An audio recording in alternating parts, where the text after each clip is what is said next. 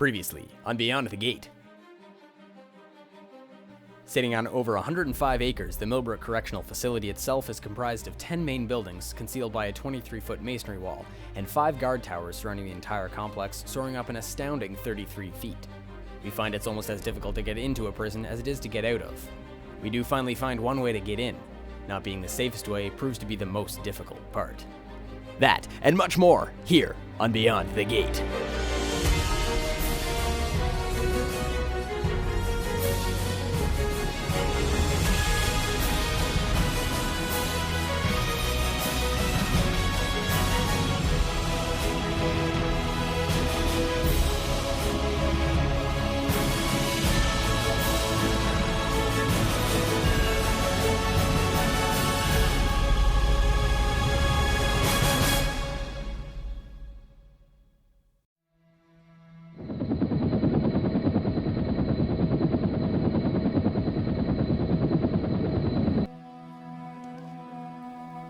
After searching for a way inside for almost an hour, we finally discover one entrance point.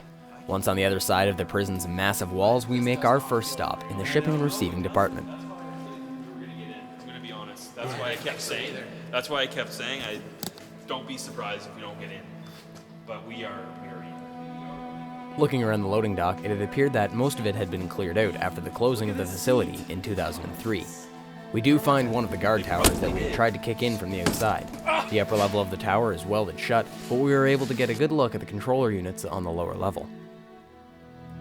We had set 3 goals before embarking on the Millbrook facility: to gain access beyond the inner walls of the prison, to gain access to the cell blocks, and to gain access to the administration department. Number 1 could now successfully be crossed off our list.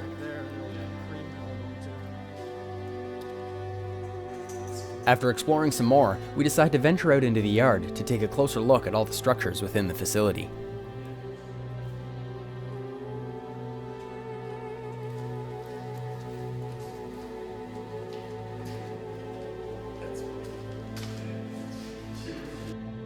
So far, all we had seen of the Millbrook Correctional Centre was its shipping and receiving department. A long and interesting investigation awaits as we enter the prison's massive yard. We had found the solitary confinement wing of the facility. This wing includes its own yard for solitary prisoners that has concrete walls 33 feet tall. Only being about 20 feet wide in total, just barely allows prisoners to get some fresh air through its open ceiling. We decided to take some photos from the outside looking into the prison, so that if we got inside, we would know where we are in relation to the buildings themselves. During our visit, we saw a plane fly over the facility. If it was still open today, the police would usually be called and everyone would be watching, since Millbrook, like other prisons, had a no-fly zone permit for their property.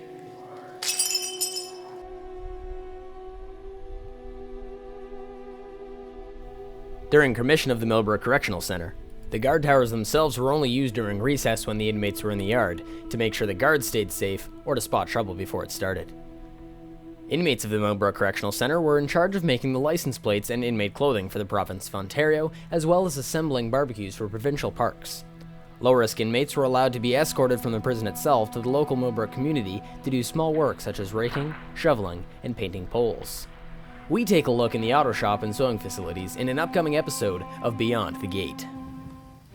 Coming up on Beyond the Gate, will we ever get past the prison's doors to see the cell blocks, or will we have to satisfy ourselves with looking at them through a window?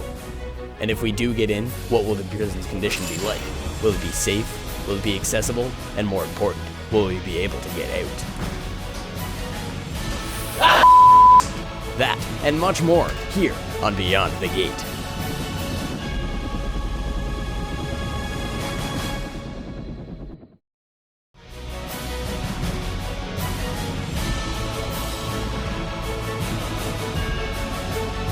Don't forget to stay tuned for the entire Beyond the Gate series, coming this fall.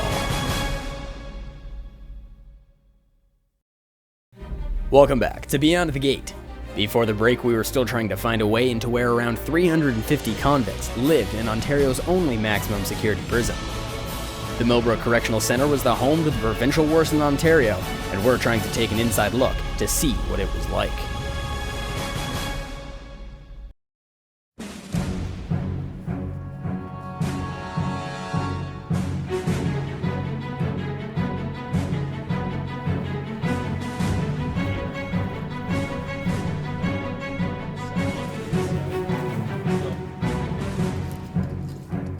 We had found a broken window that was big enough to climb through.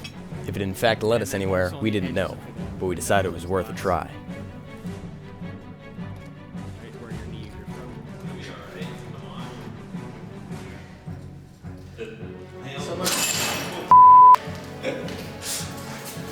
Welded on the other side. It in fact did lead somewhere.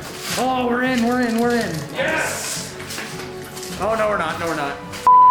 It's visiting. Oh, We had now found the visitation room, which is right on the edge of the administration department. If we could get further, our third goal would be easily met. Can I bet I can fit through there. This is bent up. Before the provincial police sealed the doors shut to prevent anyone wandering the closed prison, someone had bent up one of the bars separating the two sides of visitation. We managed to squeeze through and continue on to see what was ahead.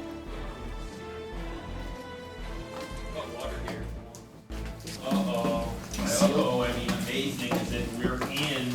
Yes! You're in! What's that? Toilet here.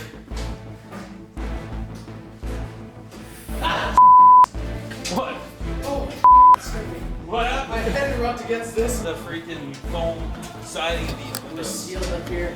Is it? Yeah. Oh, gross. That thing hit me. Watch out when I'm about to do it. The Millbrook Correctional Centre was able to hold more prisoners than it did. On average, the prison only held anywhere between 300 to 350 inmates at a time. Since it's a provincial penitentiary, they never held any inmates that were sentenced over 2 years, which means that they mostly housed convicts of robberies, DUIs, and mischief. From time to time, the facility would see a manslaughter case, but only if they were sentenced under 2 years.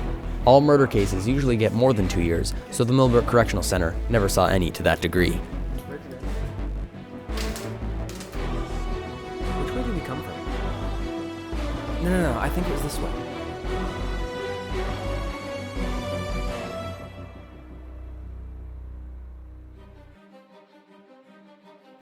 Next time on Beyond the Gate. Will we ever find our way back through the prison? Will we make it far enough to see the cell blocks we've been waiting for? And if we do, at what cost? Health, safety, and lives are at stake. All this on the next Beyond the Gate.